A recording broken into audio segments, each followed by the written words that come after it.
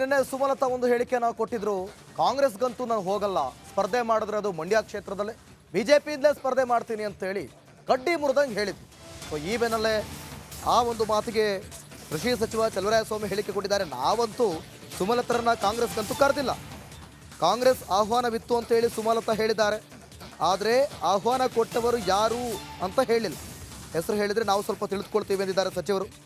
ಸುಮಲತಾ ನಮ್ಮನ್ನು ಕೇಳಿಲ್ಲ, ನಾವಂತೂ ಅವ್ರನ್ನ ಕರೆದಿಲ್ಲ, ಬಿಜೆಪಿ ಅಭ್ಯರ್ಥಿಯಾಗಲು ಬಯಸುತ್ತೇನೆಂದು ಸ್ಪಷ್ಟಪಡಿಸಿದ್ದಾರೆ ಅಂತ ಹೇಳಿ ಮಂಡ್ಯದಲ್ಲಿ ಕೃಷಿ ಸಚಿವ ಚಲುವರಾಯಸ್ವಾಮಿ ಹೇಳಿಕೆ ಕೊಟ್ಟಿದ್ದಾರೆ. ಕಾಂಗ್ರೆಸ್ನವರು ನನ್ನನ್ನು ಕರೆದಿದ್ರು ಅಂತ ಹೇಳೋರು ಯಾರು ನನಗೆ ಗೊತ್ತಿಲ್ಲ.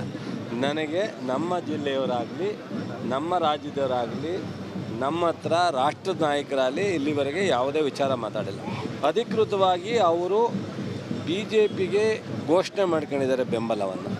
ಕಾಂಗ್ರೆಸ್ನವರು ನನ್ನನ್ನು ಕರೆದಿದ್ರು ಅಂತ ಹೇಳೋರು ಯಾರು ನನಗೆ ಗೊತ್ತಿಲ್ಲ.